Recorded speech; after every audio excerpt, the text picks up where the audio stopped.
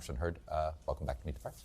Thanks for having me. And Chuck, can I also join you in wishing all these moms a happy Mother's Day? I was a mama's boy, and to all the moms that are watching your show, even if your kids don't tell you enough, you're awesome. Yeah, so. I have texted my mother already this morning, right, Mom? Anyway, let me start with what we saw this week.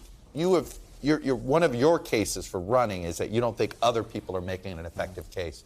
Why do you think what happened to Donald Trump in that E. Jean Carroll trial just sort of went away, was almost dismissed out of hand as it being irrelevant to the decision-making of whether he should be the nominee of the GOP?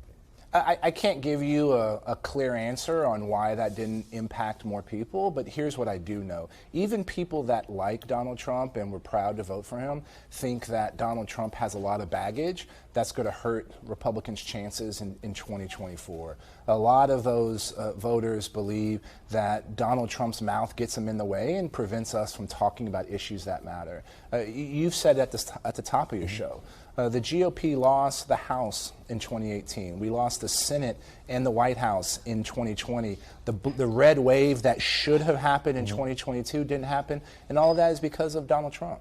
Isn't this the information ecosystem, though? His voters, because this is where you heard Governor DeSantis make this case, hey, aren't you tired of losing?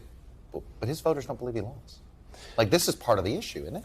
It's part of the issue, but here's the reality: the election's not today, right? I think this fact that in that CNN town hall, he was just looking backwards. He's not looking to the future. He's not looking about how do we tackle things like inflation. What would he put forward to create to solve the border crisis? How are we going to make sure that America stays the most important country in the world? And if we're constantly looking backwards, that's a losing strategy. But the election is many months away. You sound like a candidate in the before times, before there was Trump. I mean, look, before Donald Trump came along, I would have said, hey, the candidate that speaks more optimistically always wins. That is not what happened.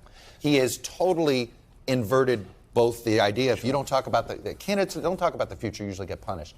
He doesn't. Why do you think this is? Well, look, I know why you're jaded and why you're concerned, but here's the reality that I've learned crisscrossing the country. People believe in the United States of America. People want to stand up and be proud of their country. When you talk to individual voters, they care about our role in the rest of the world. And so it's don't be discouraged. The reality is 2/3 of Americans want somebody other than Donald Trump and Joe Biden. That's like the rematch from hell, and nobody wants. Sorry, moms, I don't mean to say that, but nobody wants that. Nobody wants that as their choice. And so there's better options out there, right? And that's why we need to get more people voting in primaries. Only about 23% of the country actually votes in primaries. If we had more people voting in primaries, we'll see better choices in November, choices that we would actually like and be excited to vote for. So you, in some ways, your political resume would have been exactly the type of resume the Republican Party would have been looking for. You were in a swing district. You've had to appeal to a 50-50 district. But the incentive structures don't seem to reward anybody that gets to the center. In fact, the 4 most centrist senators, all right, if you look at the 4, Sinema, Manchin, Murkowski, and Romney, all of them are more unpopular in their own party than they are in the other party. So it is really hard to be a centrist and be popular in your party. How do you change that structure? Well, that wasn't the case in the realities for me when I was in Congress, right? Let's start with nobody thought a black Republican could win in a 72% Latino district, right? And then nobody thought, including you, Chuck, thought that I was going to be able to win re-election, but I didn't. How did I do that? I went to places that didn't identify necessarily with my party, and I showed up. And here's what I've learned, whether you're in ruby red towns or deep blue cities, people care about putting food on the table, a roof over their head, and making sure the people they love are healthy, happy, and safe. Folks know that we are living in complicated times and that we need some common sense solutions to solve our problems. And guess what? Most Americans know that we're better together. And so the reality is, yes, this is, history that says these things are true, but my experiences are different. And it's a playbook on how to solve these problems and appeal to independents, And Democrats who are as frustrated with the direction of the Democratic Party that's our opportunity in 2024. Well, let's talk about the border here. You know, when you poll the idea of increased border security, a pathway to citizenship with background checks, you get 75% support across the board. And add DACA into there. And including Republicans. And yet there's this belief that if you compromise at all on immigration, and really immigration is not the only issue, but if you compromise a little bit and you get 70% of what you want, but you don't get it all, you're going to get primaried for it. And then you can't, so there's no incentive to solve the problem. How do you do that with immigration being a perfect example of that? Well, unfortunately, there's too many elected officials that are actually scared of their constituents, and they're afraid to go and take a message and explain things to people because ultimately they're lazy. And the reality is, show up and talk about these issues. You're right. The solutions to these problems are there. It just requires political leadership, right? Political will. Political will in order to bring this forward. I spent time when I was in Congress trying to work on this issue. What's happening at the border is an absolute crisis. There's ways to solve the problem. There's ways to actually improve, streamline legal immigration, have more people coming in, impact our. They're all sitting on a shelf. This is like there aren't no. I mean, this is one of those. It's intractable, but the solutions are obvious, right. and nobody will hold hands and jump off the cliff. Yeah, and because we need people that are willing to go out there and sell some of these ideas. It's hard to explain how you solve immigration and the border crisis in 280 characters.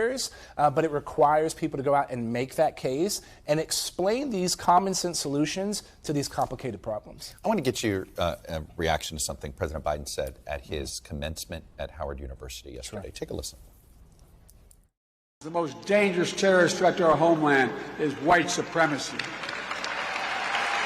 Your experience dealing with counterterrorism in the CIA and in the intelligence community, is he right about this?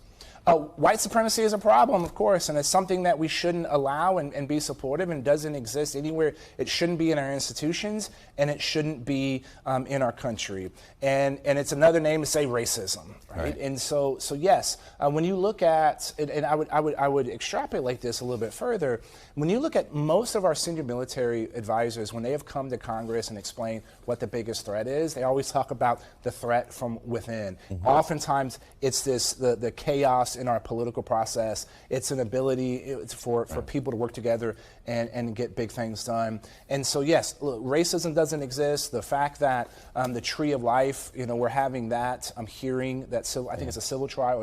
It's a civil trial later this week.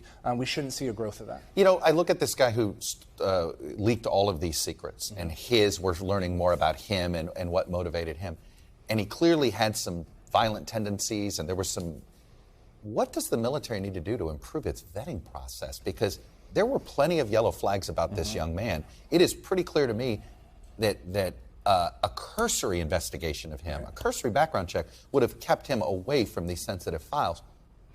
That seems highly concerning. Unfortunately, when you look at throughout the entire federal government, the way we do background checks is like we're still in 1982. I'm going to learn more from somebody's digital profile than going to their neighbor 10 years ago and knocking on their door, right? And so this lesson, we should be able to go through and say, hey, how did this person get in, and how do we stop someone like that from getting in the first place? Oh, and by the way, why does someone like this have access to all this information? They weren't going to be deployed. They weren't currently being deployed. There's some questions about the access to that info. Before I let you go, when do you plan on making a decision? Look, a decision has to be made about my future sometime very soon. And like I said, I never leave. I always leave open. Before or after Memorial Day at this point? I think a decision on anybody on what their future in politics has to be done before Memorial Day. All right. Well, Hurd, former Congressman of Texas, thanks for coming in, sharing your perspective. Stay safe on the trail. Thanks for watching our YouTube channel. Follow today's top stories and breaking news by downloading the NBC News app.